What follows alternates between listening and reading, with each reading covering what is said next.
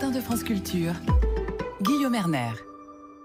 Tout autre chose désormais avec la collapsologie, une nouvelle discipline qui est notamment professée par un homme qui est dans ce studio, Pablo Servigne. Bonjour, vous êtes chercheur, vous avez eu un trajet particulier, vous avez notamment étudié l'éthologie, les fourmis plus particulièrement.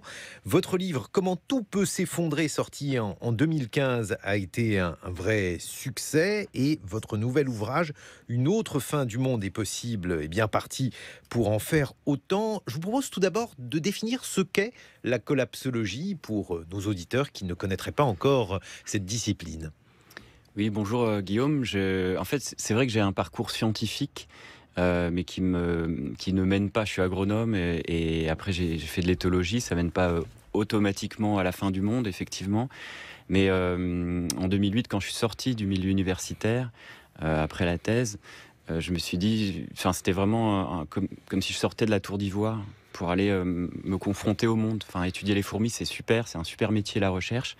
Mais à un moment, je voulais aller plus loin, et donc je savais décrypter les publications scientifiques. J'ai été voir en climatologie, la biodiversité, la finance, l'énergie, les ressources, les terres rares, etc. Et en fait, avec Raphaël Stevens, ce qu'on a fait, c'est une compilation un best-of des mauvaises nouvelles du siècle, des très mauvaises nouvelles, et comment chaque discipline scientifique abordait la possibilité des effondrements.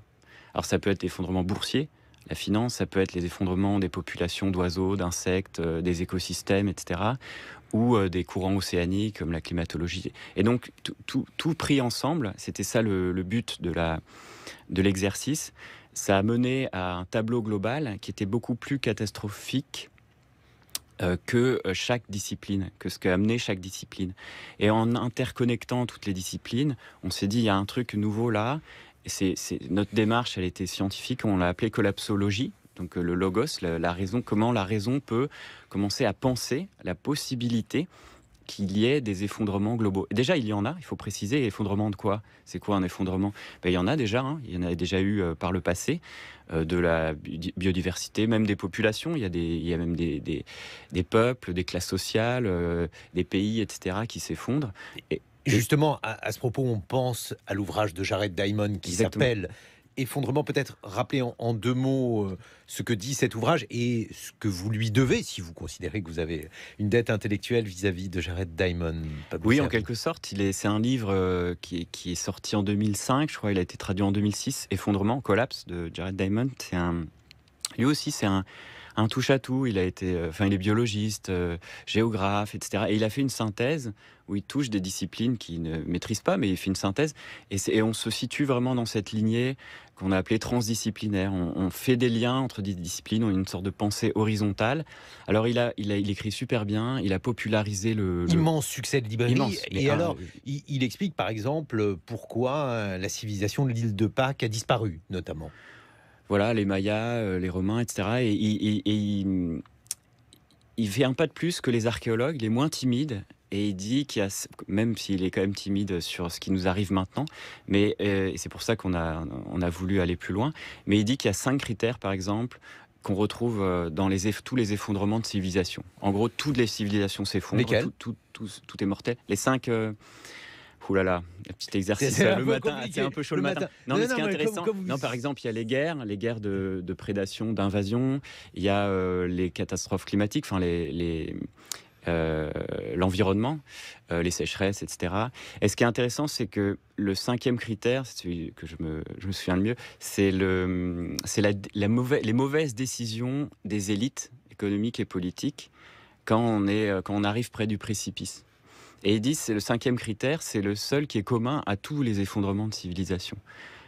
Comme si les élites qui ne voyaient pas arriver les choses et prennent des mauvaises décisions parce qu'en fait, ils sont dans une sorte de bulle de confort. Ils ne voient pas que à la fois l'environnement, les êtres non humains s'effondrent et les humains aussi. Il y a une exploitation des humains et des non humains qui fait qu'à un moment, la société s'écroule.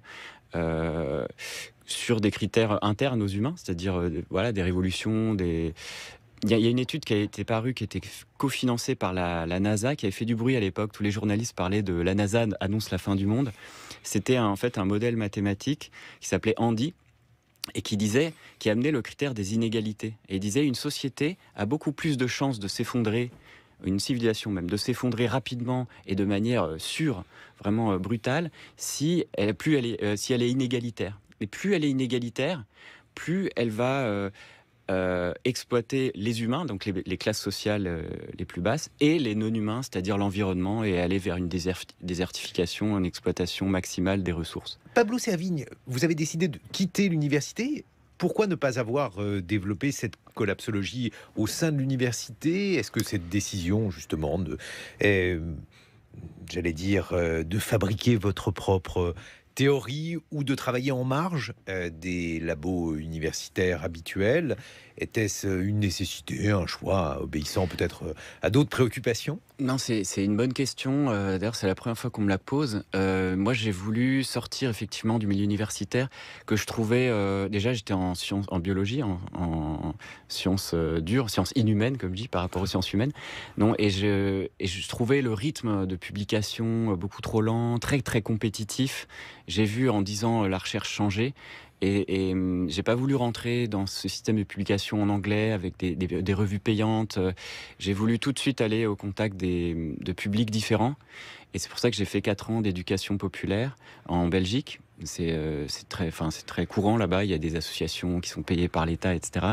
Et on s'est mis tout de suite en 2010 sur la transition, au contact de publics de toute classe sociale. C'était beaucoup un public aussi ouvrier, militant. Et puis j'étais vite invité dans les administrations, les partis politiques, les syndicats, mais même et puis tous les bords politiques. C'est ça qui est intéressant. C'est une question qui touche tout le monde. Et j'ai voulu me confronter au public et directement parler au grand public. Donc c'est pour ça que je suis sorti du milieu universitaire. Ceci dit, la collapsologie peut devenir une discipline officielle, entre guillemets, si des labos de recherche, si des scientifiques, des chercheurs trouvent des budgets et s'emparent de la question. L'étude des fourmis, elle, vous a évidemment appris un certain nombre de choses, peut-être par exemple sur la capacité d'une société à utiliser l'altruisme comme un lien fort. Qu'est-ce que ça donne, par exemple, chez les fourmis, qui a été donc votre premier sujet de recherche, Pablo Servigne? Oui, moi j'ai travaillé sur l'écologie des fourmis. Effectivement, j'étais passionné par les sociétés animales, donc je me suis intéressé un peu à toutes les sociétés animales. J'ai été voir chez les végétaux peu à peu, mais ça c'était en dehors de ma thèse, hein. Chez les végétaux, les champignons, les bactéries, j'ai assemblé une masse de données considérable, de publications, mais plusieurs milliers d'articles sur toutes les manières qu'ont les êtres vivants de s'associer, de faire société, de développer des liens mutualistes, de coopération, d'altruisme, d'entraide, d'empathie, etc. C'est incroyable la richesse. Comment coopèrent-elles, les fourmis, par exemple? Alors les fourmis, c'est une société, ce sont des sociétés très soudées qu'on peut comparer à un organisme. On appelle ça un super-organisme où il y a des castes qui se créent, mais un peu. Il ne faut pas comparer les sociétés de fourmis aux sociétés humaines, mais plutôt aux organismes, au corps humain. Par exemple, les soldats, c'est votre système immunitaire. Il y a les ouvrières, on peut dire, c'est les globules rouges, etc. Et tous les individus sont stériles, en fait, comme nos propres cellules. Si vous prenez une cellule de votre peau, elle ne se reproduit pas. Vous avez des cellules sexuelles. Et ben, chez les fourmis, c'est pareil. Il y a la reine qui se reproduit et toutes les autres sont stériles. Donc c'est plutôt un super organisme. Et ça montre que dans l'évolution du vivant, il y a eu un succès incroyable de tous les organismes qui arrivaient à s'entraider. En fait, un des principes de l'évolution qu'on a oublié et que Darwin déjà avait dit, c'est ceux qui survivent, c'est pas forcément les plus forts, mais c'est ceux qui s'entraident le plus. Et les fourmis ont eu un succès écologique considérable parce qu'elles font des sociétés très soudées et qu'elles arrivent à un niveau d'altruisme, de coopération exceptionnel. Lorsque vous étudiez les végétaux, les champignons, lorsque vous tentez donc de comprendre un peu comment tout ceci s'associe, ça veut dire que finalement, vous aboutissez à un tableau du vivant comme s'il s'agissait d'un système, c'est-à-dire comme un monde où finalement l'ensemble de ces données doivent coopérer, et si quelque chose venait à périr ou en tout cas à péricliter, eh bien c'est l'ensemble de ce monde-là qui en souffrirait. Pablo Servigne? Oui, c'est vrai que le lien du coup entre effondrement et altruisme, entraide, coopération est pas évident. Moi c'était une partie de ma vie, l'étude de l'entraide. L'effondrement est venu plus tard, quand je me suis intéressé aux problèmes du monde, quoi, et quand j'ai interconnecté toutes les crises. Ce qui m'a aidé dans ces recherches sur l'entraide, c'est qu'il y a un autre principe qu'on a du mal à voir, même chez les biologistes, et qui se retrouve dans tout le monde vivant, c'est que plus un milieu est hostile, plus il y a une pénurie, plus le milieu est difficile, plus les organismes s'entraident. Et ça, c'est contre-intuitif. On a l'impression dans notre société qui est très compétitive, individualiste, que en fait, s'il y a une pénurie, on va tous se foutre sur la gueule. Et c'est en partie vrai, mais c'est vrai parce que nous avons développé une culture de l'individualisme, une philosophie, un bain idéologique très individualiste. Pourquoi ? Parce qu'on est très riche, on vit dans un milieu d'abondance. Aujourd'hui, nos sociétés industrielles sont vraiment très très riches et on peut se permettre le luxe de dire à son voisin j'ai pas besoin de toi, je peux m'en sortir tout seul. Mais dans la nature ou quand même chez les humains, quand le milieu est difficile, quand vous prenez les catastrophes naturelles, quand vous prenez un pays qui s'effondre, les populations commencent à s'entraider. C'est une question de vie ou de mort. Si vous ne vous entraidez pas, vous mourrez en premier. C'est un principe de sélection naturelle. Alors, donnez-nous des exemples justement de coopération dans des situations où les sociétés sont soumises ou en tout cas exposées à un péril de mort. Alors, il y a déjà les cas des catastrophes ponctuelles, les tsunamis, attaques terroristes, crash d'avions, incendies, tremblements de terre. Et là, les scientifiques ont bien montré, avec le témoignage des rescapés, que plus on va à l'épicentre des catastrophes, plus il y a des phénomènes d'entraide, d'auto-organisation, d'altruisme, de calme, contrairement aux idées reçues. On s'imagine la panique, chacun pour soi, etc. En fait, non. On s'entraide de manière exceptionnelle, en situation exceptionnelle. Après, le problème, c'est de faire durer ça. Là, je ne vais pas détailler parce qu'il y a beaucoup de leviers, de curseurs, de mécanismes pour faire durer l'entraide. Mais au niveau global, prenez juste la Grèce. Quand vous vous souvenez, il y a une petite dizaine d'années, il y a eu une crise financière, il y a eu vraiment une crise sociale, politique grave. Il y a eu fermeture des hôpitaux, il y a eu beaucoup de choses. Et il y a eu la population a commencé à créer des réseaux d'échange de graines, a commencé à squatter des immeubles pour créer des centres sociaux, des squats en fait, des hôpitaux créés comme ça par la population. Il y a une entraide qui se crée. Alors ça démarre lentement, surtout si on a une culture de l'égoïsme qui est très fort, hein, comme de nos sociétés. C'est pour ça que je dis, c'est pas vraiment les pénuries ou les catastrophes qui seront difficiles, parce que ça, l'être humain, il sait gérer ça depuis des centaines de milliers d'années. C'est notre culture, c'est d'arriver dans les pénuries avec notre culture de l'individualisme. Est-ce que la collapsologie, Pablo Servigne, elle permet de dresser en quelque sorte des règles générales? Alors, on a vu qu'il y avait des mécanismes qui pouvaient conduire à l'effondrement. On va continuer à les évoquer, mais est-ce qu'il y a aussi des règles pour permettre de faire en sorte que ces effondrements ne soient pas complets ou que par rapport à un péril intense, eh bien, les sociétés puissent se comporter de manière à éviter l'effondrement complet? Là, vous parlez d'effondrement de la cohésion sociale, on va dire. Oui, ou en tout cas une forme de compétition entre les êtres qui conduirait à une catastrophe sociale. Des guerres civiles, un chaos social. Oui. Effectivement, dans notre livre, on fait la liste de tous les mécanismes que les êtres vivants ont développés pour créer et maintenir ces liens d'entraide et de mutualisme. Alors, il y en a tout un tas, on n'aura pas le temps de développer ici, mais ce qui me paraît important, c'est de montrer que c'est maintenant, par anticipation, aujourd'hui, là, il faut créer cette culture de l'entraide, de l'altruisme. Maintenant, ça peut paraître niais, bisounours, etc., de dire ça. Ça ne l'est pas, en fait. On n'a pas fait un livre tout rose. On peut très bien s'entraider pour massacrer son voisin. Et on peut souder des communautés humaines pour aller faire la guerre. Ça, c'est l'entraide aussi. Un certain nombre d'exemples. Toute l'histoire humaine est remplie de ces exemples. En fait,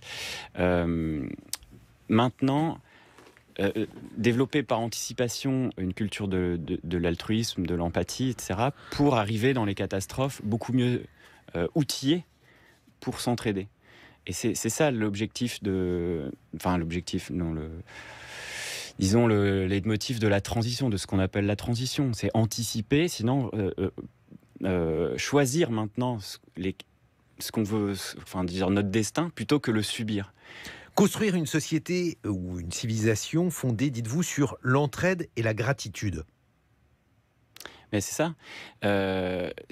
Enfin, si on s'y met pas maintenant, c'est foutu. Mais c'est déjà maintenant, on voit que l'édifice est en train de craquer de partout. Au niveau biodiversité, au niveau finance, la prochaine crise financière va être gravissime selon les experts de la finance, pire qu'il y a 10 ans, alors qu'on n'aura même pas les capacités de s'en remettre. Au niveau politique, regardez les mouvements qui sont en train d'émerger, les gilets jaunes, les marches pour le climat, le mouvement Extinction Rebellion, tout ça, notre édifice se fissure. Si maintenant on n'a pas les capacités de cohésion, si l'ordre social disparaît, si on n'a pas un récit commun, à ce moment-là, ça va vite devenir une catastrophe. La collapsologie avec vous, Pablo Servigne. On se retrouve dans une vingtaine de minutes. Une autre fin du monde est possible. C'est votre dernier ouvrage, 8 heures sur France Culture.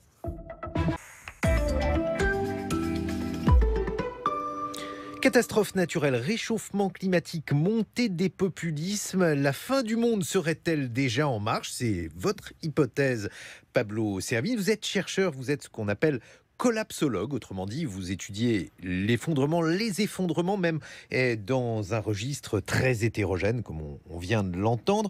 Votre réaction, non pas forcément au biais politique, mais à la situation politique, vous qui êtes écologiste militant, y a-t-il une politique qui vous paraît aujourd'hui préférable? Avez-vous un engagement politique? Est-ce qu'il faudrait que les écologistes se retrouvent dans un engagement politique? Non, moi je me dis pas écologiste, j'ai pas cette étiquette, j'ai pas d'étiquette de parti non plus, et j'ai plutôt une formation, disons ma famille politique, c'est plutôt l'anarchisme. Donc ça fait longtemps que je vote plus, et je suis vraiment plus pour mettre de l'énergie dans les mouvements sociaux, les interstices, la résistance, les luttes, l'inventivité politique. L'anarchisme a produit beaucoup de...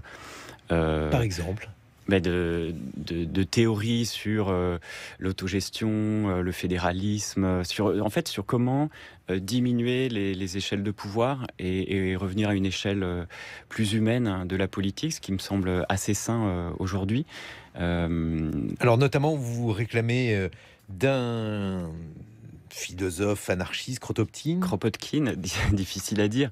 Oui, lui, c'est celui qui a, justement, on en parlait tout à l'heure, qui a étudié l'entraide, qui a écrit un livre, Mutual Aid, qui il y a un siècle, est paru en 1902, et qui a donné le mot à la langue française, entraide. Et il a étudié comment tous les organismes vivants s'entraidaient, et justement, il en a fait un des piliers de la philosophie politique anarchiste. Et les mobilisations qui sont actuellement en cours pour le climat, par exemple, comment les observez-vous, Pablo Servigne? Bien, moi je suis très fier de cette jeunesse, très heureux que la jeunesse se soulève. En fait, ce qu'on dit dans notre livre, c'est que c'est pour les générations présentes, tout ce qui arrive.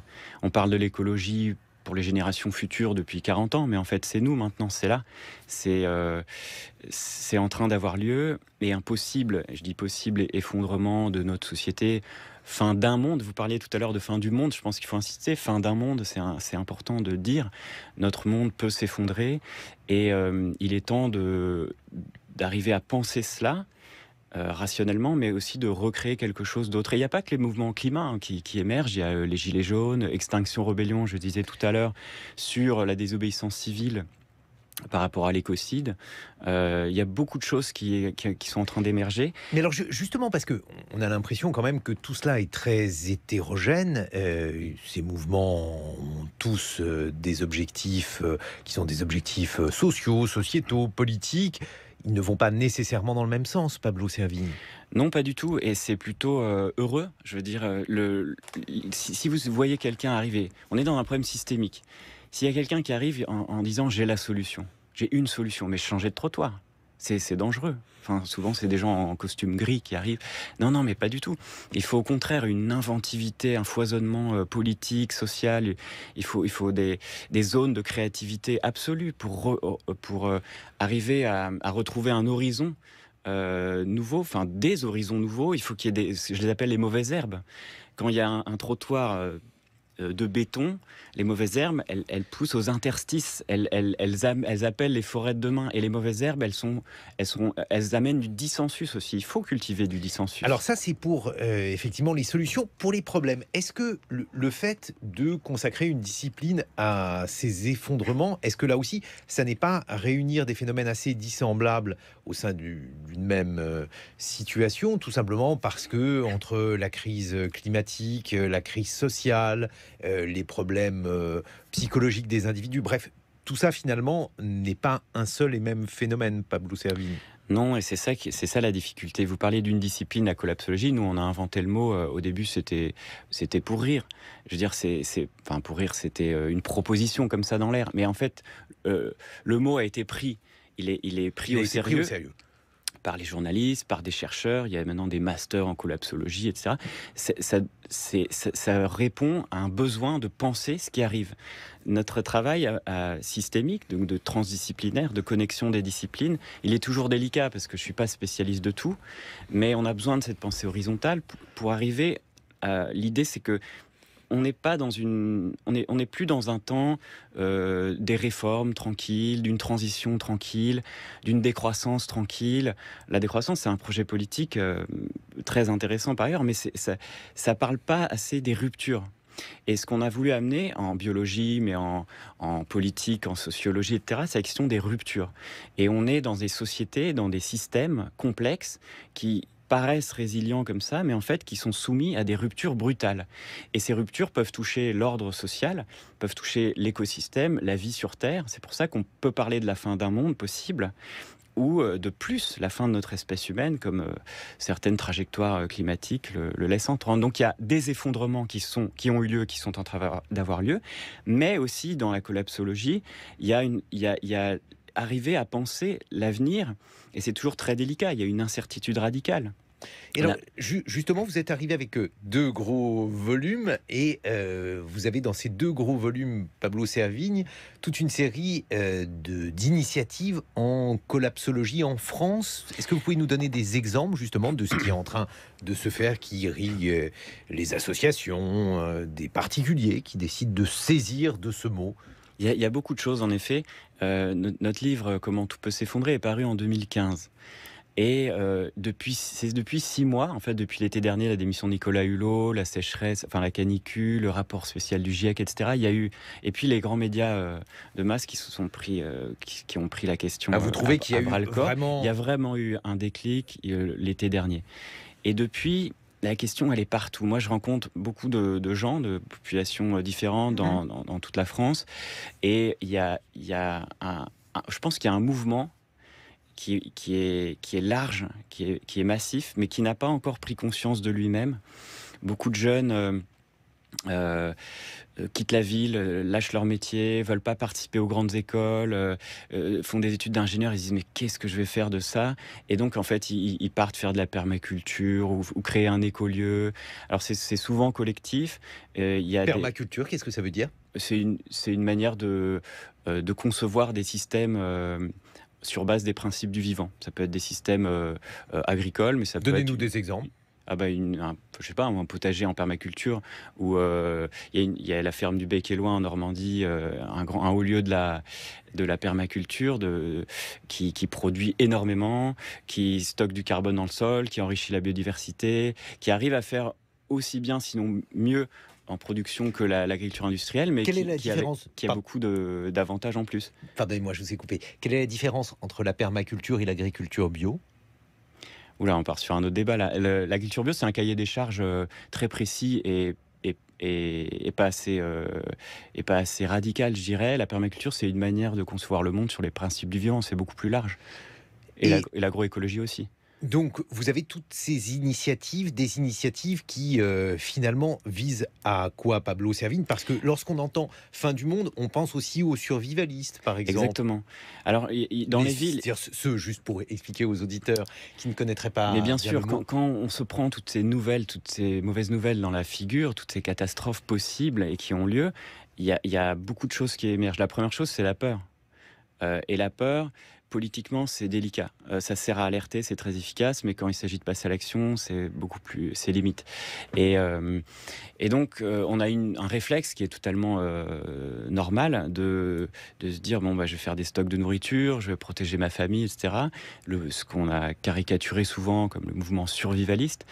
Et j'ai rencontré beaucoup... Qui existe, mais c'est très intéressant. On a tous un survivaliste en nous, il ne faut pas le cacher. Enfin, c'est normal. Et je pense que d'ailleurs, d'un point de vue rationnel, avoir 15 jours de nourriture en stock chez soi, si jamais il y a des ruptures d'approvisionnement, une grève énorme ou je sais pas, c'est beaucoup plus résilient que d'avoir un jour de nourriture. Ça évite un chaos social énorme, alors que c'est rien. Voilà. Mais en fait, j'ai rencontré ces survivalistes, beaucoup en tout cas, qui ont dépassé ce stade juste de la peur et du repli sur soi. Parce que le repli sur soi, c'est quand même un risque de cette problématique. Et qui sont passés à l'organisation collective. Parce que la question la plus importante, finalement, c'est qu'est-ce qu'on fait politiquement, collectivement, comment on s'organise pour traiter cette question, pour la penser, pour anticiper, pour diminuer comme dit Yves Cochet, l'ancien ministre, diminuer le nombre de morts. On en est là. On parle de guerre, de maladie, de famine, de migration partout dans le monde. Ça peut nous arriver ici.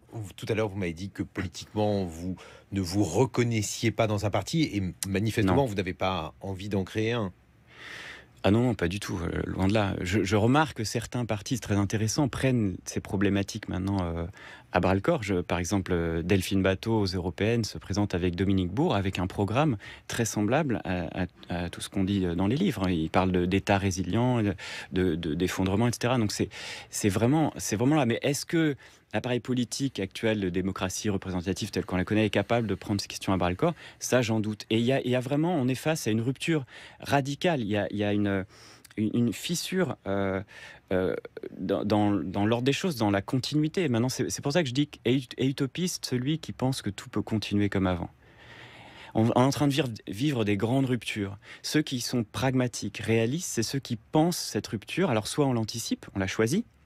Et ça, c'est une énorme question. Comment on fait pour tout repenser? C'est ce que les jeunes dans la rue essayent de faire, c'est ce que les gilets jaunes essayent de faire, c'est ce que tous ces mouvements de foisonnement. Soit on l'a subi. Et si on veut continuer comme avant, à extraire des énergies fossiles, à les cramer, on va droit dans le mur. Et donc, il y a un côté, si on continue, on va droit dans le mur, mais si on fait un virage radical, une transition radicale, si on laisse les énergies fossiles dans les sous-sols, parce qu'il le faudrait pour le climat, mais c'est la fin de notre monde, du monde industriel. C'est fini la croissance, c'est fini les bagnoles à tout va, c'est fini notre monde. De toute façon, notre monde est bientôt fini, c'est ça que je voulais dire. Est-ce que ça veut dire que s'il fallait prendre un fil premier à la collapsologie, on pourrait évoquer Pablo Servigne, l'utilisation des énergies fossiles et notamment le pétrole? Mais c'est un des angles, oui, bien sûr. La question, regardez les mouvements qui naissent. Il y a les mouvements climat. La question climatique, elle est majeure. C'est la question du pot d'échappement. Si on prend la métaphore de la voiture, de notre civilisation, c'est une voiture. Et les gilets jaunes, c'est quoi? C'est la question des inégalités sociales, de l'injustice et de l'énergie aussi. De l'énergie. C'est la question du réservoir d'essence et de la place du conducteur en quelque sorte. Et puis il y a Extinction Rebellion, le mouvement de désobéissance civile qui est né en Angleterre il y a 6 mois, qui est né en France maintenant. C'est la question de la biodiversité et de l'écocide. Mais tout ça est lié. Il y a la question de la finance aussi. Donc on arrive à un... Pour moi, il n'y a pas de retour en arrière possible. Ça, c'est un message important. On a l'impression qu'on est dans une crise. Et le mot crise est trompeur parce que ça laisse penser qu'on peut revenir en arrière. Il n'y a pas de retour en arrière. La trajectoire climatique, elle est irréversible. Elle est partie, on va vers l'inconnu. Les espèces disparaissent, elles ne peuvent pas revenir. Voilà. Et peut-être qu'au niveau financier, il y aura des ruptures qui feront qu'on n'arrivera jamais à retrouver, dans les années qui viennent, notre niveau de vie ou ce qu'on voudrait maintenir aujourd'hui. Donc il faut anticiper ces ruptures. Tout à l'heure, vous parliez de mouvements partout en France. Il y a par exemple, il y a des cafés collapses qui se créent dans les villes. Il y a des gens, ils ont besoin de parler, d'écouter aussi, d'arriver à dépasser ses peurs. parce qu'il y a de la tristesse, il y a de la colère, tout ça est en train de bouillonner. On est dans une cocotte minute en ce moment. Mais c'est un peu paradoxal parce que, a priori, si on était aussi certain de l'imminence de la fin des temps, il y a des représentations comme ça, et dans des livres plus ou moins sérieux. Je pense chez Tintin, par exemple. Il y a une évocation de la fin du monde. On devrait abandonner toute activité réelle et passer son temps à prendre du bon temps avant la fin du monde. Ne plus faire d'enfants, par exemple. Est-ce que la question de votre descendance est une question sérieuse pour vous? C'est une question sérieuse. Moi, j'ai pas la réponse. Ça dépend de chacun. Moi, j'ai fait 2 enfants parce que je pense que la question des mauvaises nouvelles et d'un possible effondrement ne ferme pas l'horizon. Pourquoi? Eh ben parce qu'il y a toujours un élan de vie. Il y a toujours quelque chose. Il y a une possibilité de créer quelque chose. Le risque, il y a beaucoup d'écueils et de risques dans cette question d'effondrement. Le risque, on l'a dit tout à l'heure, du repli sur soi.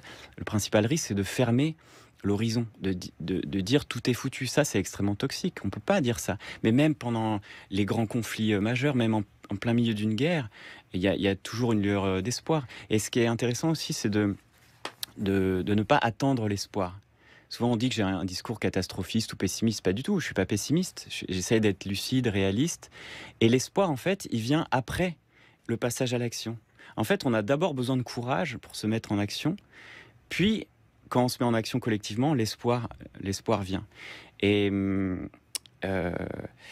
voilà, je sais plus, j'ai perdu le fil. Et lorsque, alors cet espoir, il vient, mais précisément, il vient parce que vous considérez qu'on n'est pas au stade ultime de l'effondrement, c'est-à-dire qu'il y a encore des moyens de s'en sortir. Lorsque vous racontez ou lorsque vous essayez de représenter l'histoire de l'effondrement, Pablo Servigne, où en sommes-nous exactement dans ce processus? C'est une question piège, mais c'est une question que les historiens ou les archéologues du futur pourront déterminer. Et encore, je pense qu'ils se battront à coups de doctorat, de thèse et d'articles scientifiques pour savoir quand est-ce que ça a commencé, où on en est. On ne peut pas savoir si on est actuellement dans un effondrement. On sait qu'il y en a, il y a des effondrements partiels, mais alors l'effondrement, c'est à la fois des faits, mais c'est aussi un récit. C'est aussi une manière de raconter le futur qui permet un recadrage massif. C'est-à-dire, on n'est plus dans des réformes pour un petit peu changer, un petit peu faire une petite transition et retrouver quand même maintenir notre niveau. C'est pas du tout ça, maintenir notre niveau de vie. On est dans quelque chose de brutal, de massif. Notre monde peut s'arrêter et comment dire, et on est d'autant... Les ruptures sont d'autant plus prévisibles qu'on est dans un système politique et social et technique verrouillé. Il y a un verrouillage extrêmement dur de financier, juridique, social, politique, économique, etc. On voit actuellement politiquement une oligarchie qui a pris les rênes et qui verrouille tout au niveau politique, économique. Comment du coup, la population a un sentiment d'impuissance Mais alors qui pourtant, s'exprime. ce que vous désignez comme une oligarchie prétend, alors peut-être que ça n'est pas ce que vous reconnaissez en elle, mais prétend se saisir de la question du réchauffement climatique, mais à l'agenda en tout cas, un certain nombre de questions écologiques. Vous ne les croyez pas?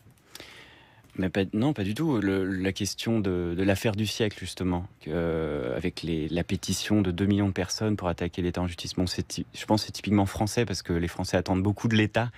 Et c'est pour ça que cette action était intéressante, parce que les masques tombent. On voit que les gouvernements ont abdiqué sur cette question. Et s'ils ont la volonté, ils ont perdu les leviers, ils les ont vendus, les leviers, à des entreprises, à des oligarques. Il y a une perte de puissance des États par rapport, ici en interne, mais même par rapport à l'Europe. Enfin, bref. Et donc, notre affaire à tous et cette pétition et les marches climat, d'ailleurs, qui ont sorti un manifeste très bien écrit, là, qui est en vente partout, comment nous allons sauver le monde, manifeste pour une justice climatique, explique très bien les choses. Je ne crois pas du tout actuellement que le gouvernement tel qu'il est ou les multinationales, malgré les annonces, les effets d'annonce, peuvent radicalement changer les choses. Parce que vraiment, la question, elle est radicale au sens de prendre le problème à la racine. On est dans un verrouillage.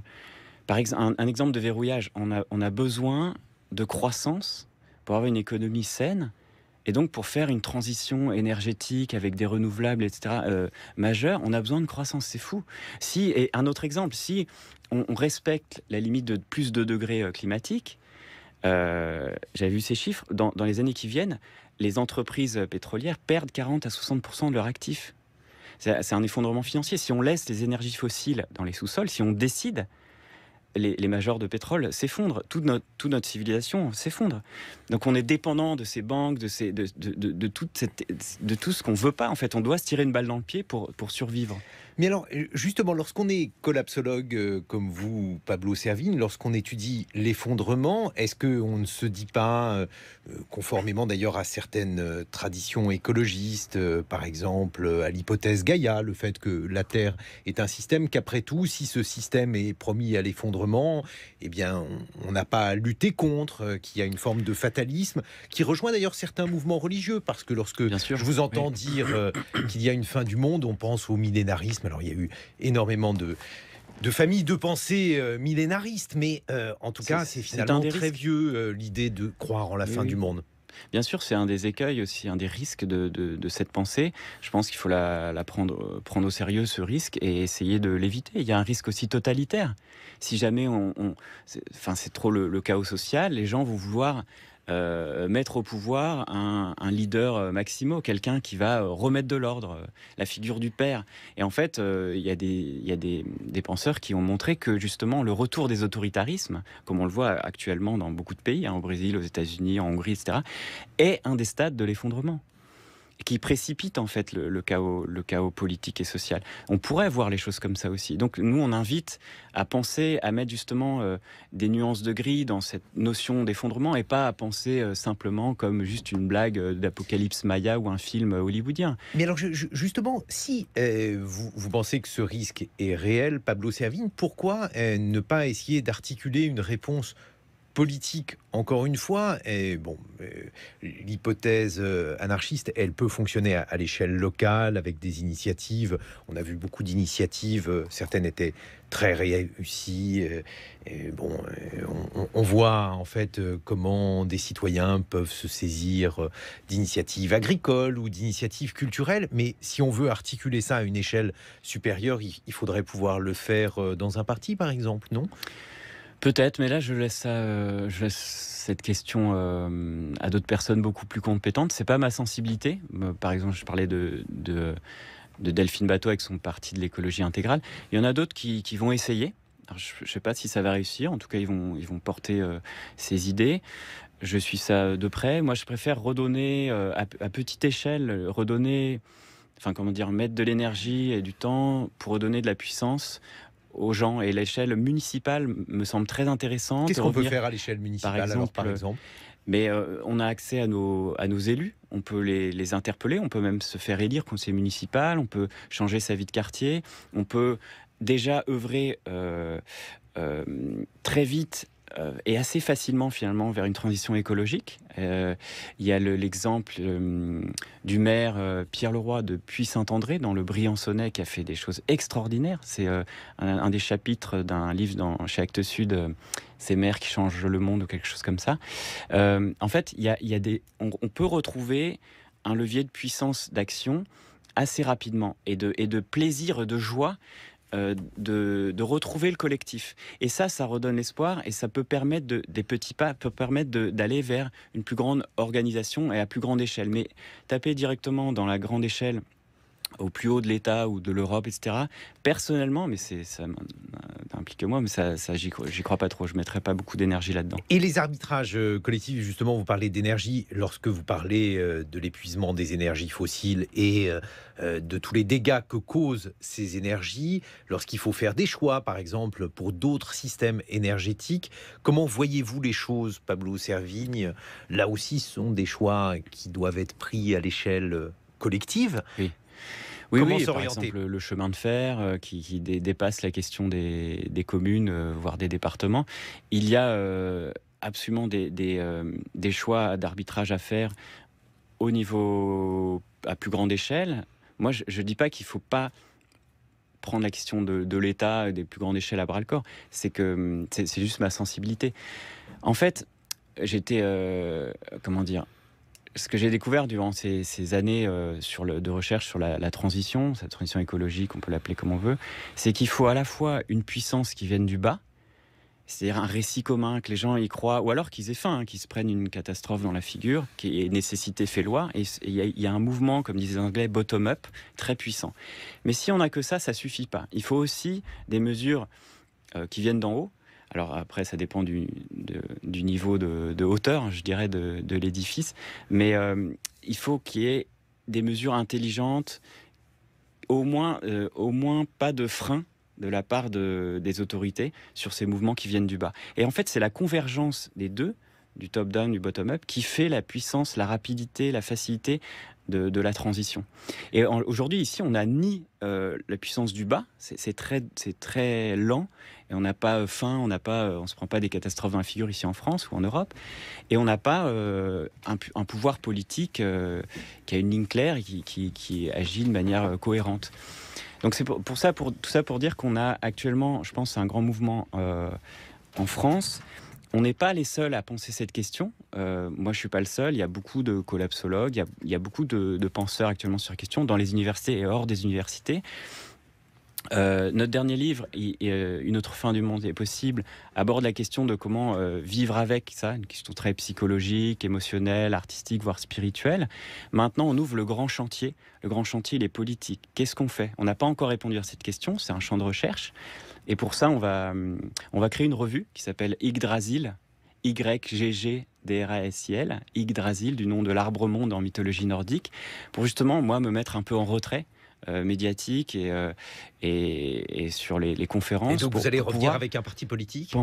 Sûrement pas. Non, mais pour penser... Vous savez, les hommes politiques font souvent ça. Je vais me mettre en retrait, ça dure 15 jours. Ils reviennent avec un parti politique. Là, on a besoin de retrouver, de reproduire de la pensée et aussi de faire du sens et faire des liens. Et pour faire du sens et des liens, voilà, je pense que le magazine, c'est un trimestriel. On a lancé le crowdfunding sur KissKiss hier. Je pense que c'est nécessaire. On va s'autodétruire. D'ailleurs, il dure 3 ans. C'est le dernier magazine avant la fin du monde. Et au bout de 12 numéros, on verra ce qu'on fait, on réfléchira. Et s'il y a des bénéfices, seront redistribués à l'écosystème Collapso.